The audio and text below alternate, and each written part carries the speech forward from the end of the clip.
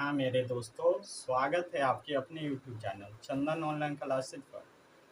कैसे हैं आप लोग? उम्मीद करते हैं कि स्वस्थ होइएगा, मस्त होइएगा और अपने पढ़ाई में व्यस्त होइएगा। आज हम लेकर आए हैं आप लोगों के बीच क्लास 10th का समांतर श्रेणी का प्रश्नावली 5.1 का क्वेश्चन नंबर 4। क्वेश्चन नंबर 4 के 5 नंबर सवाल हम लेकर आए हैं। इससे पहले के जितने भी एपी का सवाल है वो जा कर के देख लीजिएगा, पीछे के वीडियो में डाला गया। आज हम लेकर आए सवाल नंबर 5। देखिए सवाल नंबर 5 में क्या कहा है। कह रहा निम्नलिखित एपी में से कौन कौन एपी में है। हमें कह रहा निम्नलिखित एपी में से कौन कौन एपी में है। यदि कोई एपी में है तो इसका सार्व अंतर ज्ञात करे और इसका 3 पद लिखिए।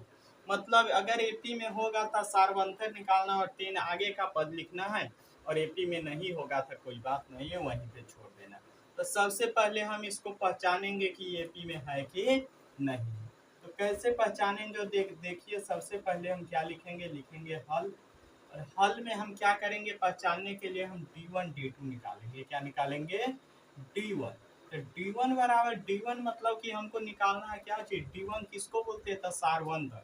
तो D1 बराबर क्या होता है? तो होता है A2 माइनस A1। क्या होता है? A2 minus A1। देखिए A2 का मान इसको बोलते हैं A1, प्रथम पद को A1, दूसरा पद को A2, तीसरा पद को A3।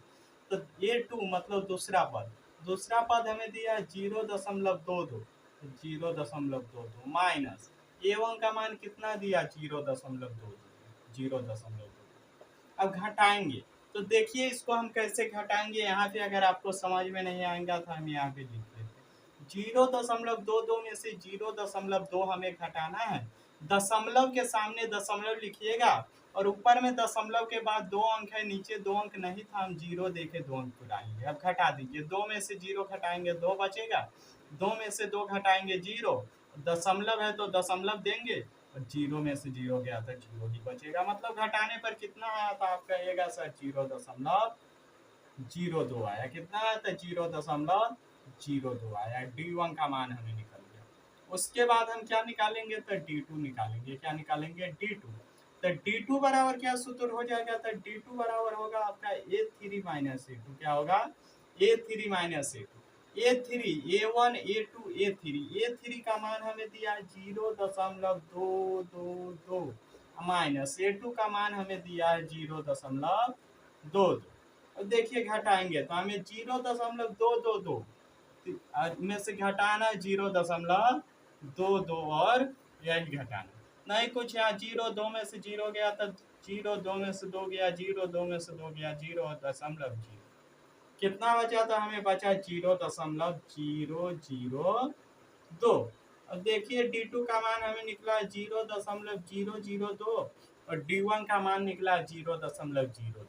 क्या D1 और D2 आपस में बराबर है? तो हम लिखेंगे D1 does not equal to D2, मतलब D1 और D2 आपस में बराबर नहीं है। तो अतः यह एपी में नहीं। अगर D1 और D2 का मान बराबर रहता तो यह एपी में होता। D और D2 का मान बराबर नहीं है तो यह एपी में नहीं। अब देखिए क्वेश्चन नंबर 7 में क्या कर रहा है। क्वेश्चन नंबर 7 में भी हमें वही चेक करना है कि एपी में है या नहीं। सबसे पहले हम लिखेंगे हल, और हल में हम निकालेंगे क्या? D1 निकालेंगे। D1 बराबर क्या होता है? तो अभी हम बताएं आपको A2 माइनस A1। देखिए A2 का मान क्या है? इसको बोलेंगे A1, इसको बोलेंगे A2, मतलब -4 है। माइनस A1 का मान क्या है? तो कहिएगा सर 0 है। -4 में से 0 घटाएंगे, कितना बचेगा? -4 बचेगा। मतलब D1 का मान हमें निकल कर आ गया -4। अब D2 निकालेंगे तो D2 बराबर क्या होता है? तो A3 माइनस A2 होता है। क्या होता है? A3 minus A2। A3 का मान देखिए A1 A2 और A3 का मान क्या है? -8। और माइनस A2 का मान क्या है? तो -4। देखिए माइनस में 4 है, ध्यान दीजिएगा, और ये माइनस सूत्र का माइनस था। तो -8 और माइनस गुना माइनस क्या हो जाएगा? कहिएगा सर प्लस हो जाएगा। -8 में से +4 घटाएंगे, क्या बचेगा? हम बोले बड़ा में से घटाइएगा, 8 में से 4 घटाएंगे 4, और माइनस वाला में से घटाए तो माइनस का चिन्ह होगा। D2 का मान हमें निकल गया 4। देखिए D1 का मान भी -4 है और D2 का मान भी -4। हम लिख सकते हैं D1 बराबर D2 बराबर -4। जब D1 और D2 का मान आपस में बराबर है तो हम कह सकते हैं अतः यह AP में है। क्या लिखेंगे? अतः यह AP में है। और AP में है तो देखिए हमें क्या कह रहा है? कह रहा है AP, अगर AP में है तो इसके 3 और पद लिखिए। अब 3 और पद आगे निकालना है तो देखिए 3 और पद हम आगे कैसे निकालेंगे।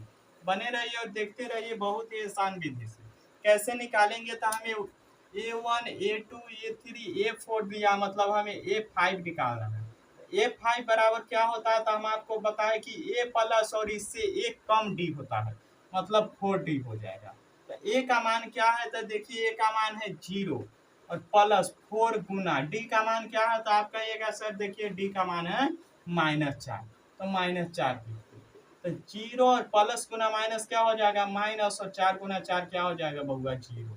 और 0 में से -16 घटाएंगे तो क्या होगा था? -16, मतलब A5 का मान हमें कितना निकल गया? तो -16 निकल गया।